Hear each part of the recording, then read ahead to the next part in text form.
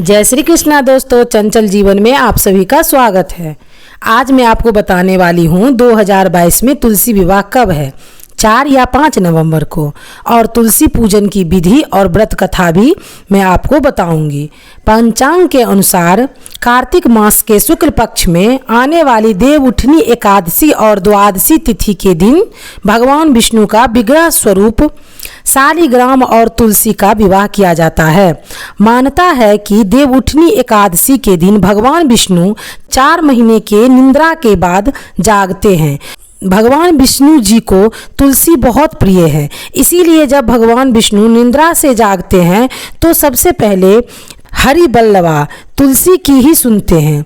तुलसी विवाह के साथ ही विवाह के शुभ मुहूर्त का शुरुआत हो जाता है।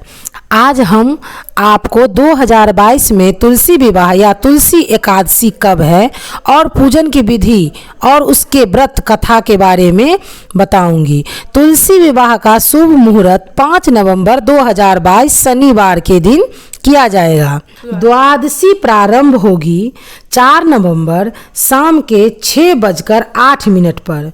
द्वादशी समाप्त होगी 5 नवंबर 5:06 पर। एकादशी तिथि प्रारंभ होगी 3 नवंबर शाम 7:30 पर। एकादशी तिथि समाप्त होगी 4 नवंबर शाम 6:08 पर। तुलसी विवाह प्रारंभ होगी 6 नवंबर दोपहर 1:09 से 3:18 पर। तुलसी विवाह पूजन विधि शास्त्रों के अनुसार तुलसी का विवाह भगवान विष्णु के विग्रह स्वरूप शालिग्राम के साथ कराने की मान्यता है। इस दिन प्रातः काल सूर्य उदय से पूर्व उठकर स्नान के बाद स्वच्छ वस्त्र धारण करें और व्रत का संकल्प लें। सबसे पहले एक साफ चौकी पर तुलसी का गमला स्थापित करें और दूसरी चौकी पर शालिग्राम रखें। तुलसी के चौकी पे गन्ने का मंडप बनाएं और जल से भरा कलश लें और घी का दीपक जलाएं। फिर हाथ में गंगाजल लें और तुलसी और शालिग्राम पर छिड़के। उन्हें रोली चंदन का टीका करें और तुलसी को सुहाग का सामान और प्रसाद अर्पित करें। फिर शालिग्राम को लेकर परिक्रमा करें।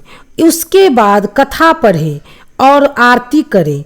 आरती के बाद सबको प्रसाद बांटें। मान्यता है कि तुलसी विवाह करने से कन्यादान करने का फल मिलता है। अब तुलसी विवाह का व्रत कथा। पौराणिक कथा के अनुसार एक बार जलंधर नाम का एक राक्षस था जो बहुत ही पराक्रमी था। उसकी वीरता का रहस्य उसकी पत्नी वृंदा का पतिव्रता व्रत था। एक जलंधर से परेशान होकर देवतागण भगवान विष्णु के पास गए और उन्होंने प्रार्थना की। तब भगवान विष्णु ने उनकी सती खत्म होने के लिए वृंदा का पत्नी धर्म भंग करने का निश्चय किया और जलंधर का रूप धारण करके वृंदा का सती धर्म नष्ट कर दिया। इस कारण जलंधर की शक्ति नष्ट हो गई और वो युद्ध में हार गया। जब वृंदा को भगवान विष्णु के छल का पता चला तो उनके पत्थर बन जाने का श्राप दे दिया। इस घटना के बाद वृंदा सती हो गई। जिस जगह में वो भस्म हुई वहां तुलसी का पौधा प्रकट हुआ। भगवान विष्णु ने वृंदा की पतिव्रता से प्रसन्न होकर कहा, तुम सदैव मेरे साथ रहोगी। जो मनुष्य मेरे साथ तुम्हारी विवाह करेगा उसे परम धाम को प्राप्ति होगी। मैं आशा करती हूँ कि आपको ये वीडियो पसंद आई होगी। धन्यवाद।